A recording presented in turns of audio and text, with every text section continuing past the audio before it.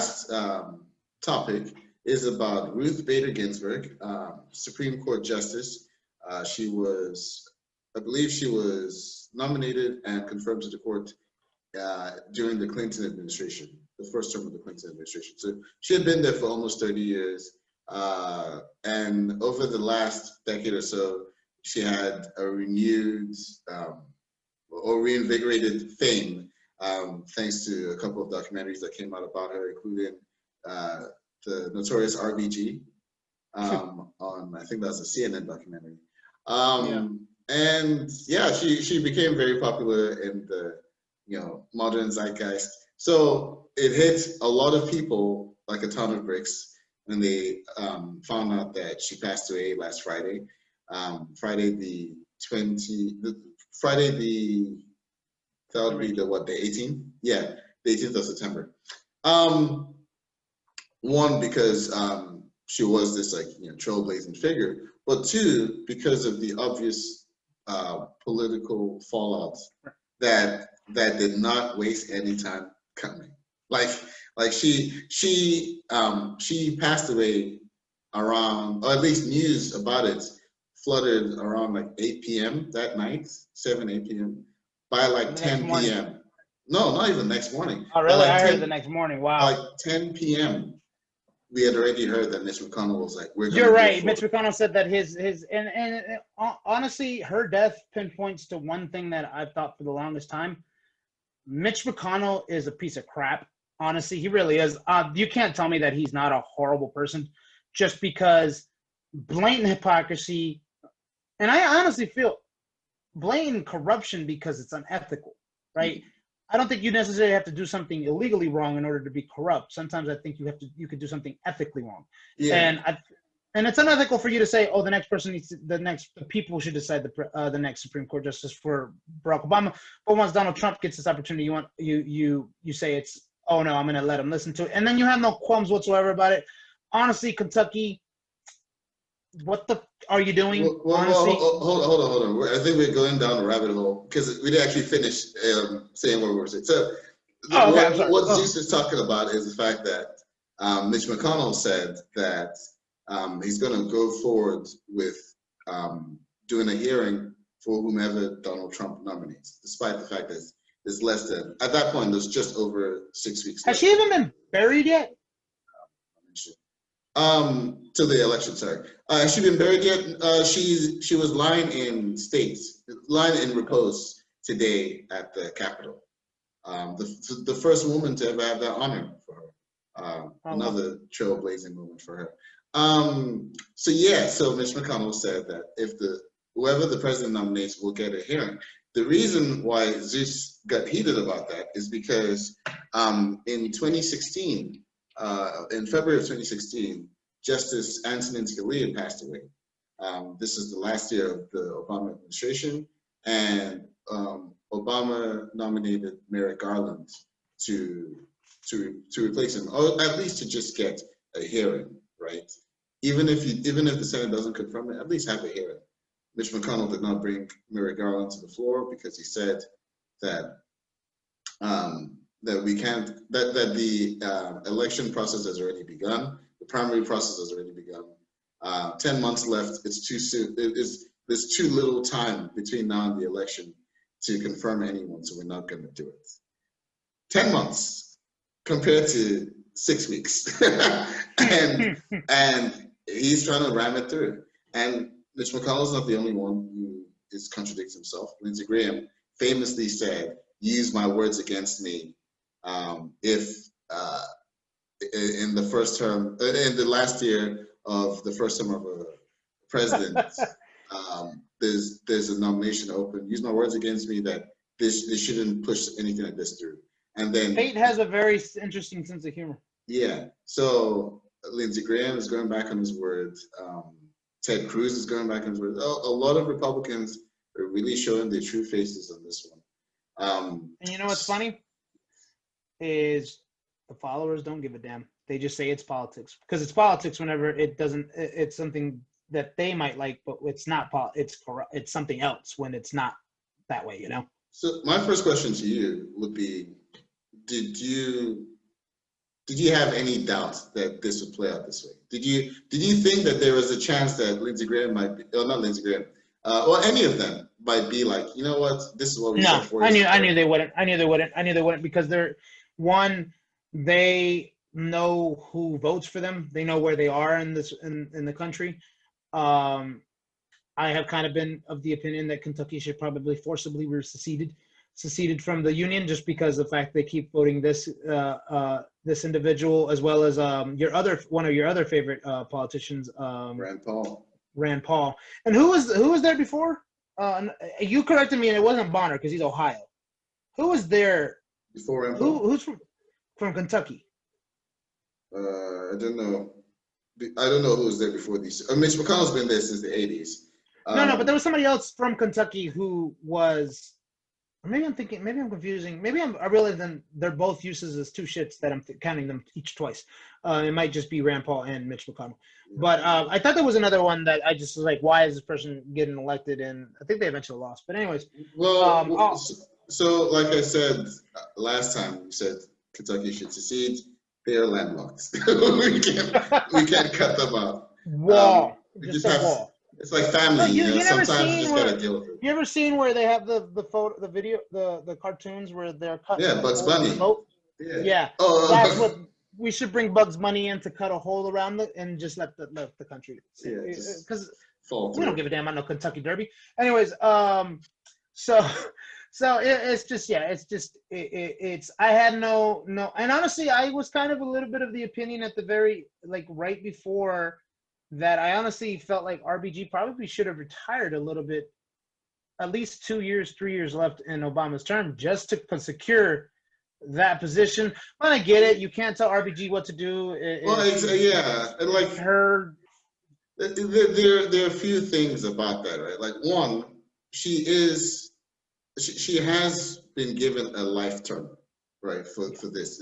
Which actually, that is something that should be looked into. Should we really be allowing? Possibly, yeah. Possibly should be looked into. A lifetime appointment. So really, she can make the decision for herself when she wants to retire. She chose to work till she couldn't work anymore. Which some will say that that's a testament to true grit and all that stuff. I actually think that's a bit of a problem in American mentality. The fact that we feel like we have to work ourselves to the bone, I'm not saying that this is her feeling, but I feel like a lot of Americans feel guilty if they don't work themselves down. But I think there's also a little bit of pride behind that. Kind of, you could say things with FDR. FDR knew he probably shouldn't have ran again, but he just ran anyways. For his fourth term. And he was already sick. He knew he was dying, but he just decided to run because you could argue that maybe he thinks that he's the only one who could do it. So maybe RBG thought she's the only one that could really be doing what she's doing, and then so my argument for FDR is that he probably felt like in a time of war and in this recovery through the Great Depression, this is not the time to be trading hands of power. Which feeds into your idea of what you said, where there's the whole working yourselves to death kind of thing. He felt guilty that maybe he needed to do it. So, it's kind of like, it's one of those, I just feel like maybe I don't know if Obama ever conversated with her about that. Be like, hey, you're no spring chicken. Maybe we need to go, maybe you should resign so I can nominate your next appointment. That's the second thing I was going to say I have a problem with. I'm a Democrat. I think that's pretty clear to anyone who knows me. I don't like the idea of these seats being political. I think actually I would have had a problem with Obama telling her, hey, retire so that I can nominate someone else. Like, no, that's not what this is supposed to be about. It's supposed to be, the president nominates someone, and if it happens to be a Republican president, it's a more conservative leaning justice. If it's a Democratic president, more progressively. But I don't think we should start picking and choosing like, hey, I need more progressive justices. So go ahead and retire. I think that's a bad precedent to set if that's how presidents start operating, where they're like, no, you should go and retire. So I wouldn't agree with that, with Obama telling. Yeah, but the problem is that Mitch the Bitch already made it. Mitch the Bitch, by the way, is my favorite nickname of his. He already made it political in that sense because he did what he did. And it's just, if he was being consistent right now, then okay, maybe you could give him a little bit of respect. But he basically showed, no, I don't care about that. This is the same guy who said, my number one goal is to make Obama is a one-term candidate, right? Yeah, it's just, they've already set that precedent. I guess my question to you would be, do you think, so Bernie Sanders said that if he were to win, and if this were to happen, which did, right? Because obviously, what's the big difference between a 5-3 Supreme Court versus what is it? How many Supreme Court justices are there? 9 or 3 or 8? You mean when they fold? 9. 9. So what's the difference between a 6-3 Supreme Court conservative leaning versus a 5-4 conservative? Like, right? They still don't. Big difference. Big difference. There could be no. No. But it's a there's big still difference the liberal wing is not going to have a chance either way. No. It's a big difference because we saw over the summer. There were a couple of cases. One having to do with DACA that Justice Roberts, who is supposed to be more of a conservative leaning, switched over to the so my question to you is this, because I did notice majority. that Roberts became more of a swing voter occasionally, right? Because he also did the same thing with ACA. Yeah, that was the other one, ACA, yes. So my question is, do you think the court changes some of these guys? I'm seeing all these, or do you think the older they get, they realize, like, you know what, we can't be stacking the country against so many people?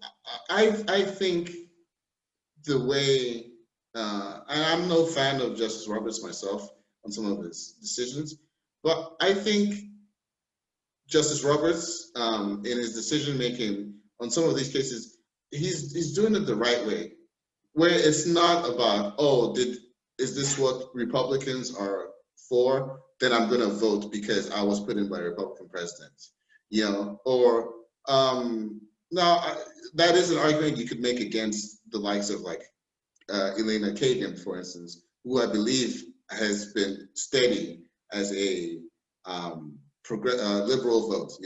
Whatever liberal thing comes to pass, she's like gonna vote liberal, right? Justice Roberts more lately has been like, you know what, I'm gonna follow the text. And even if it was, the Trump administration that brought forth this thing against the ACA, he was like, nah, it doesn't make sense. Like from a jurisprudence. You can also argue that Roberts is an old school Republican that, he's not, he just has his values, but he's not exactly about the party in the sense of, I'm going to do this just for the sake of the party. Yeah, he might be a conservative, like a conservative thinker. Doesn't mean that, conservative and Republican Party aren't, necessarily the same. Now, conservatives will more than likely vote for the Republicans, but it's not necessarily the same. Like, you could literally create another party of conservatives and then have the current day Republicans be super conservatives, or something like that. I got you. So I guess the question that I have is like I was saying, Bernie Sanders stated that if he were to win, what he would do is because there is no real rule against adding more Supreme Justices. True. Right? That he would basically even it out and add. So I guess if it's, in this case, if it's a 5-4 conservative, he would add another 2 to basically make it 6-5, right? So do you think, I'm not asking if you agree with that. I'm asking, do you think Biden will do that? I think he almost has to. But I don't agree with adding 2, because then what's going to happen is when the Republican wins, they're just going to add 2 of their own, and then when the Democrats are going to add 2, it's eventually going to be 23 Supreme Court justices. What should happen? I think the best idea I've heard yet was from the primaries, and that's what Pete Buttigieg said, which is that you have your 9 justices as you currently do. He said we should add 1 more that the next president nominates to have it be 10, right? He was assuming Ginsburg makes it, right? So the next president adds 1 more, so it's 10. Then those 10 have to decide unanimously on 5 more. So you get to 15, 10 that are politically appointed and 5 that are chosen by the other justices, right? I don't agree with that. All these decisions are completely away from the American people. That's fine. None of the Supreme Court isn't supposed to be an elected office. It's not supposed to be a political office. It's not, but it is. That's unfortunate. Oh, but so this helps take it away from being a political office by putting it in the hands of the other justices. So you're saying the justices all agree on the 5, not they have to be unanimous. Yeah. Okay. It has to be unanimous. Not one of those, so I nominate this guy, nominate that guy, and then Yeah, you have your super conservative Clarence Thomas having to agree with super liberal Sotomayor and Kagan. Yeah. So when they now Gorsuch, Kavanaugh, Kagan, Sotomayor, Roberts, when they all have to say that, okay, we all agree that this person is fit to be one of us, you now have justices on there that aren't party line justices, and maybe you actually have rulings on cases that are more about the law and less about who put you there. Yeah, so I really like that. So that I can agree with. You said Mayo Pete's the one that suggested that? Yeah. Look at him doing actually something good. Hey man, if you're willing to listen to him, you'll find that not everything he says is all bad. Not everything he says is and he doesn't say everything with Obama's mannerisms. Look at me, I'm Mayo Pete. Right. So it's like that little what was it called? The little compilation thing they did of all the different people that ran in the primaries. Yeah, a lot of them had one or two good ideas. It's just how do you put the pieces together? I think this is one of Pete's good ideas. So I don't like the idea of every new president is going to add 2 more just because they want things pushed. That's that would get terrible real quick. Well, R.I.P. to RBG, the notorious RBG. Notorious RBG. She was still. I love those little videos where she'll be like, where she's doing the pull-ups and the bicep or the I know. The little curls. She's like 5 foot tall. Yeah. Have you seen the movie that was made about her? On the Basis of Sex? Yeah, on the Basis of Sex. No, I haven't seen it. But I never watched it either. Yeah. It didn't catch my attention. Maybe I'll watch it sometime. I'm pretty sure there's gonna be an uptick on the movie now. I'm pretty sure somebody, Hulu, Netflix, or one of them is fighting for the rights to be able to distribute that movie. Yeah. It would be nice, right, if just one branch of government wasn't political. But that's FEMA, I think. I do have a question before we go. If the Democrats somehow are able to delay the confirmation until after November 3rd, and let's say Trump loses, not even just Trump loses, let's say Trump loses and the Republicans lose enough seats for the Democrats to take over the Senate. Technically, the Democrats don't take over the new term until January. So the Republicans are still in power until January. Do you think the Republicans will still push through the nominee, despite the fact that they're technically no longer in power? If they do, there's something that there is something that the Democrats can do, and that's actually, I forget who it was, and I'll have to figure it out. Somebody mentioned it. It was like, if they try to push this, they can impeach. Who was it? There's one that they said that there's like somebody in the Senate or somebody in the House that they can impeach, and that would hold up the confirmation or the hearing for the. So basically what's going on is this is the country's future and people are playing politics, I think they'll try. I think they will try, definitely, for sure, to push it forward, because I wouldn't put it past them. I mean, they've already said, even Mitt Romney, people forget he's a conservative, right? But a big ass conservative. I don't know what people have this. Well, it's because next to Trump, everyone looks like a liberal. Well, next to Trump, everybody, people think Bush is good, but people forget he's like still probably arguably the worst president that we've had in our lifetime. Even though Donald Trump just says a bunch of dumb shit, but arguably the second worst president we've had in our lifetime. I wouldn't argue him as number 1 at this point. So okay, so you think that there is a mechanism to? Oh yes. There's a mechanism. I think there's a mechanism for them to stop it, and I'll try to remember it by the time we get to corrections. What I saw, but there's a way that they can do that to stop that from happening. But will the Democrats do it? Because that takes balls, and usually the Democrats don't have those. So. Well, gonna end on a snarky note, I suppose. We'll see. Hey, Democrats, to all of you that are listening to us, and I'm pretty sure Lindsey Graham is listening to our podcast. Just try it. Try to have both. Try to push things. Really fight for things the way you guys fought to keep Bernie Sanders off the Democratic Party. Oh Lords! All right. That's the high note we leave on. This has been ZZ Talk, episode 5, and it's a wrap.